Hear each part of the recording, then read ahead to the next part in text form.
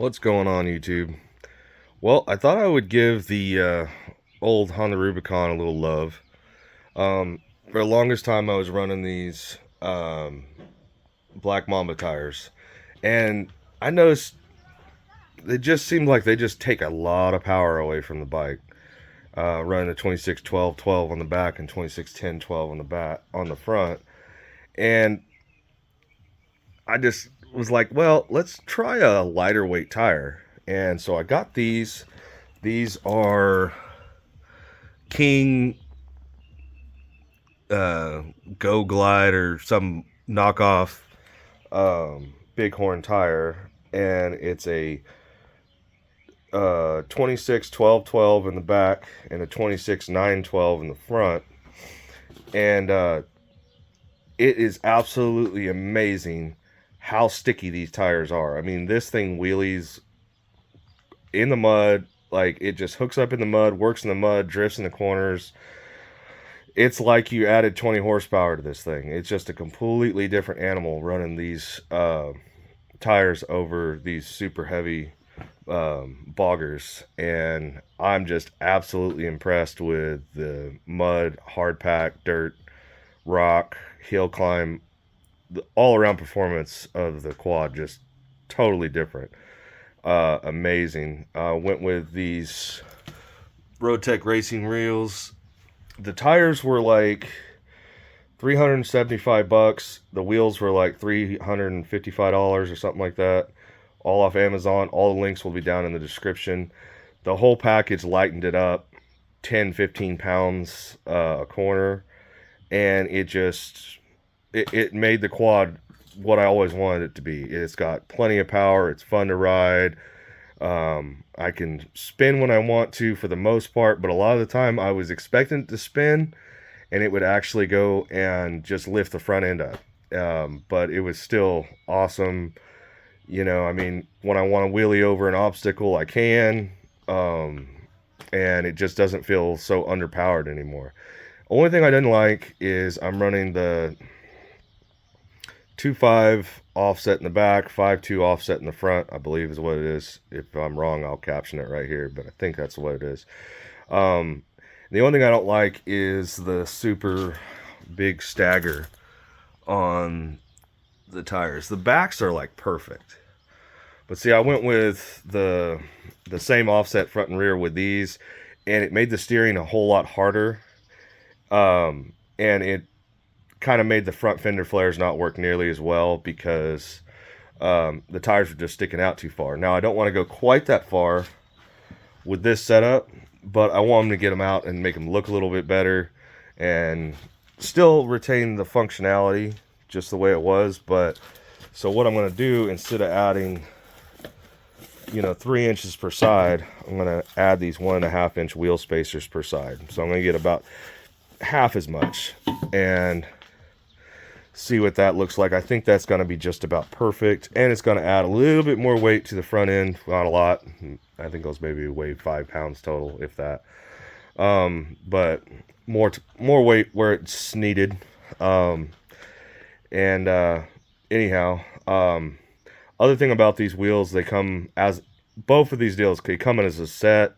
Shipping was super fast. They come with the lug nuts. No need for a center cap. They come with that. I mean, they're just a nice looking piece. I haven't even peeled the plastic off of it yet. I've only went out on a couple rides with it, but it absolutely changed the way this thing works. These things are pretty much perfect. I think I have like 5 pounds in each of them, and I have some tire sealer. The guy at the tire shop put in them.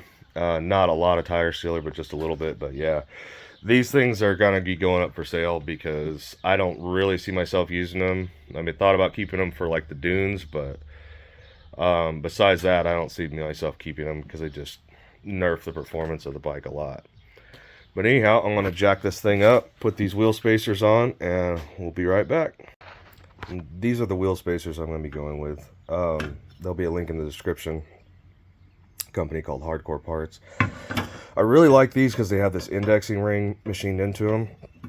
One piece billet. First thing we're gonna do, check and make sure they actually fit, which they should, and they fit there good, no issues. And now we're gonna make sure they fit on my wheels before I go and install them, because that would like really suck.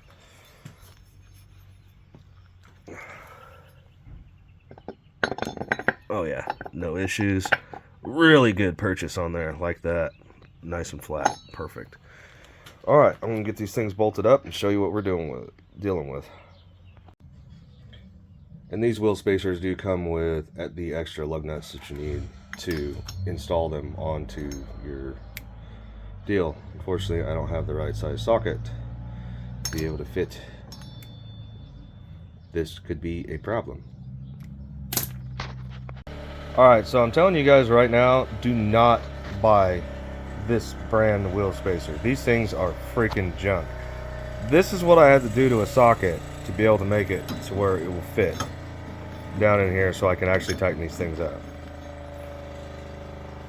I mean, if you're gonna machine them like this, you should either A, send a tool with it to tighten them up, or send lug nuts with a narrower side and a tool so that you can tighten them up.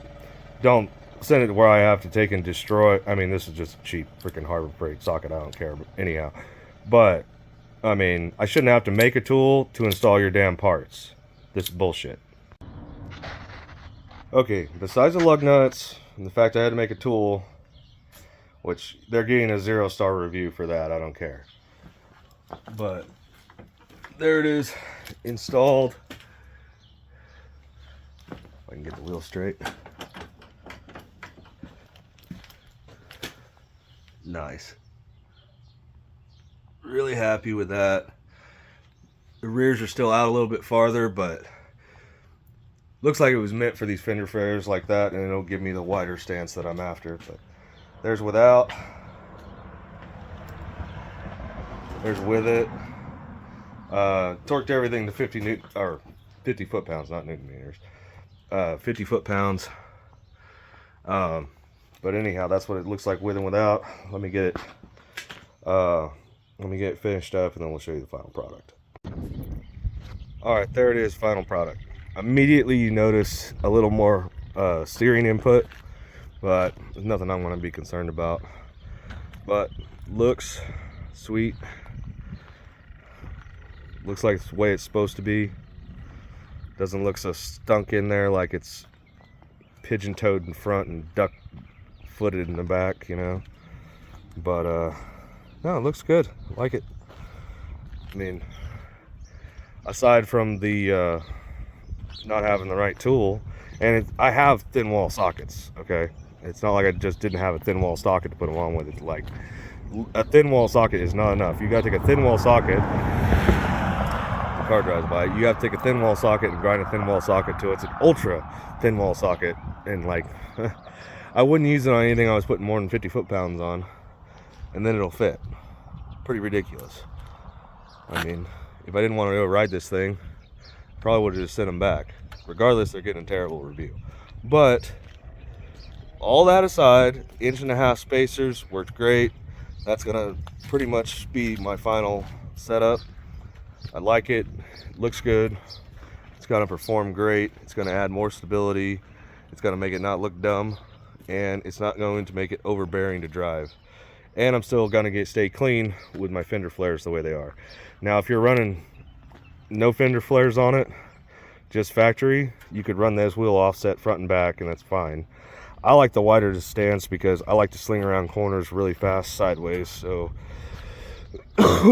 and I like having the black on red fender flares. It reminds me of the first Foreman I had, the 95, when I was a kid. And anyhow, that's why I like it. But if you guys have stuck through to the end, appreciate it. Don't forget to like, comment, subscribe. Subscriptions to this wheel and tire setup will be everything will be down in the description, and all my Amazon affiliate links. I appreciate it if you click on those, even if you don't buy anything. Just check out the prices on everything, whatever.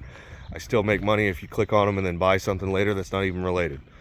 So, you know, that kind of stuff helps out, helps build the channel. and gives me more money to do fun, cool stuff. If you have any questions, hit me up in the comments. See you guys next time.